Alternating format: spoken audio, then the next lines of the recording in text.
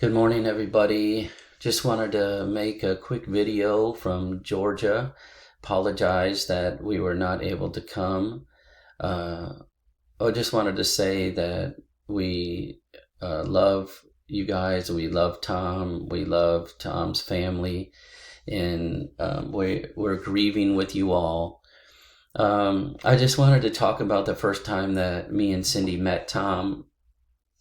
We decided that we were going to go to A&D Biker Ministry on Saturday nights. We got motorcycles and we thought it'd be pretty cool to go to this biker ministry on Saturdays. And so we found out the service time and we drive up there and we get off our motorcycles and there's this big dude standing out in the parking lot and we hear this thundering, "Hey!" And so we turned and looked, and there was this big guy, and we said, "Hey," and he just welcomed us, very kind. He was very kind, and he welcomed us into the church, and we had a nice time. And from that point on, me and Thom Martin really clicked. We had a lot of things in common. Me and Cindy and Sherry and Thom would go riding motorcycles together. We were actually in the 4th of July parade together for A&D Biker Ministries. But what made me and Thom really click was Thom's faith in the Lord. That he was really adamant about Bible doctrine and about truth, and I have the same feelings about that. I'm very adamant about solid Bible doctrine and truth, and so me and Thom just really hit it off. We were, started talking about the Bible, calling each other and talking about the Bible, and we ended up becoming really close. We became best friends. My wife is my bestest friend, but Thom was one of my best friends, and we just got to the point where Thom could really share his heart with me, and I could share my heart with him. So we would talk to each other on the phone, or we would have dinner together. He wanted to do life with people. He just loved doing life and hanging out with people. And so, he was just a great guy to be around. He was a big guy. Didn't really have to worry about anybody trying to mess with me when Thom was around. But anyway, I just want to talk about some of the things that I loved about Thom too, some more things, is that, Thom had a very difficult childhood. He had a lot of struggles that lingered over from his childhood. But what I love about him is that he, despite having this difficult childhood, he prayed for his mom and dad and his brothers and sisters all the time. Adamantly, he prayed for their salvation. He loved them. He told me he's been praying for them for many, many years. I think like 30 years. He's been praying for the salvation of his dad before his dad passed away, his mom and his brothers and sisters. So he just was really, he really wanted to see people be saved. But the ones Thom loved the most was definitely his dear wife, Sherry. He loved her so much, and he loved his boys, Logan and Jake, and he just constantly prayed for them. He loved them. He talked about them often. And the other thing about Thom that I love is everybody that knows Thom knows that Thom was very strong in his stance on biblical theology. Truth was extremely important to him.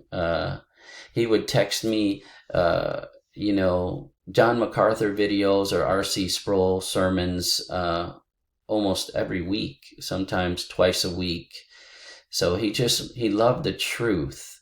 And I was very thrilled when he started going to Racine Bible. I knew that this was going to be a good fit for him. It was, I think, God send, because I know Racine Bible is Reformed in their theology, and Thom was very adamant about Reformed theology. And the biggest thing about Reformed theology that Thom was adamant about was that all the glory goes to God for salvation. There's no glory that goes to man. And that's what he was very adamant about, is that God got the glory. You know, even though Thom had some struggles in his life, that I know this man loved God. He loved the Lord, and he was adamant about studying the scriptures. I have a Bible degree, but I think Thom had the equivalent of my degree because of the way he studied and read commentaries and stuff like that. So Racine Bible ended up being a very big blessing in Thom's life, and a blessing for me to know that he was going there. And I just wanted to say a special thanks to John Anderson, because I could tell that John Anderson had a very genuine love and concern for Thom. And I got to tell him that. Me and John were both talking with Thom regularly, and I got to tell him, I said, Thom, I can tell that John Anderson has a genuine love and concern for you. So, you know, what's comforting to know about Thom is that despite all of his struggles, I know that he was saved. I know that he loved the Lord. I know that he is with the Lord right now. And, you know, we loved him, and he will always be special to me and Cindy. He was a very unique guy, and he loved the Lord. And I know that he would want all of you to hear the gospel preached during his during his funeral. And I wanted to just share a few verses, and I'm sure Pastor DeBerg is going to share some verses as well. But I just wanted to talk to you briefly about the heaven that Thom is in right now. It is actually filled with bad people. You know, some people have the idea that only good people go to heaven, but it's all bad people in heaven. It's all people that are sinners that have been forgiven. We're no longer bad people because of the blood of Christ, because of what Christ did for us.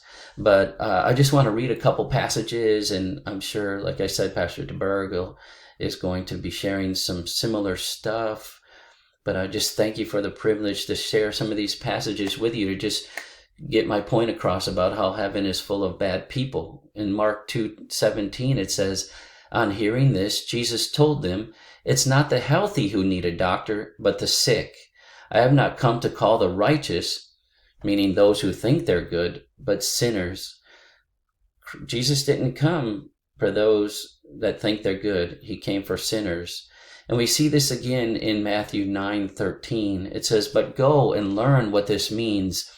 I desire mercy, not sacrifice. Not hell for you. God doesn't desire hell for you. For I have not come to call the righteous, but sinners. Sinners. God came to call sinners. Okay?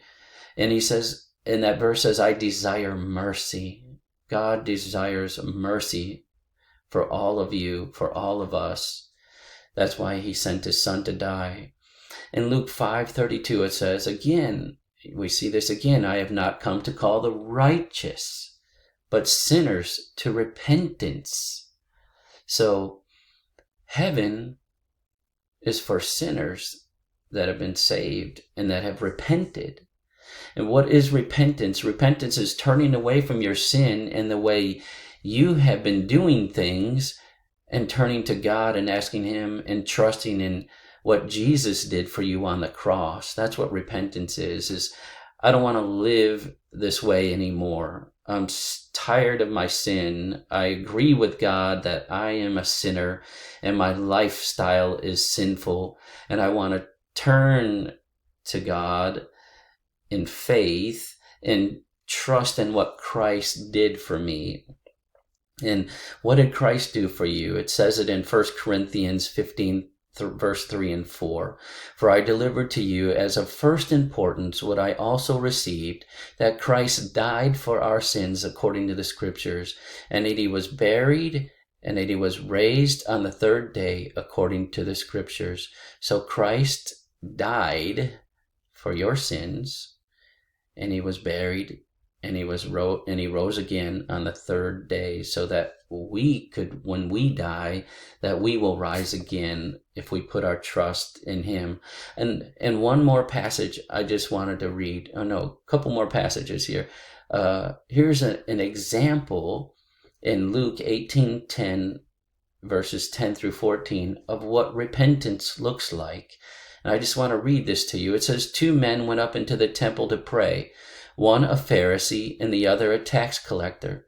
The Pharisee stood and was praying this to himself. So Pharisees are self-righteous people that they think they're good and they keep the law. And so they actually went to synagogue. They went to church, but they were not saved. They were not forgiven. They were very prideful. The Pharisee stood up and was praying this to himself. The scripture says he was praying this to himself. So God wasn't even listening to this. He was praying to himself. God, I thank you that I am not like other people, swindlers, unjust, adulterers, or even like this tax collector. I fast twice a week. I pay tithes of all that I get.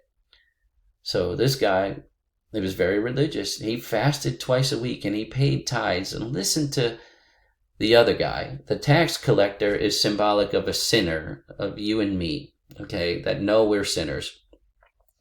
But the tax collector, standing some distance away, was even unwilling to lift up his eyes to heaven, but was beating his breast, saying, God, be merciful to me, the sinner. This is what Jesus said about this man that humbled himself and said, God, be merciful to me. He confessed his sin. Jesus said, I tell you, this man went to his house justified rather than the other, rather than the Pharisee. The sinner went justified because he showed true repentance. Jesus said, everyone who exalts himself will be humbled, but he who humbles himself will be exalted. And lastly, I just want to point out to you that salvation is a gift. For in Ephesians 2:8-9, it says, for by grace you have been saved through faith. Grace is unearned favor. You can't earn this. It's favor that God gives you through your faith in Jesus Christ. And it says for by grace you have been saved through faith, and that not of yourselves, it is the gift of God. It's a gift, not as a result of works, so that no one may boast. No man can boast. It's not a result of good works, like many religions will teach you that if you're just good enough, you'll get to heaven. That's not true, because most of us know we're not good enough to get to heaven, and we need a Savior. You need Jesus Christ. I just want to encourage you to please get alone with God. If you haven't trusted in Christ, if you haven't repented from your sins, I pray that you would humble yourself like this tax collector, this sinner. Humble yourself before God and ask him to forgive you of your sins, and he will. We love you all. God bless you in Wisconsin, and God bless Thom.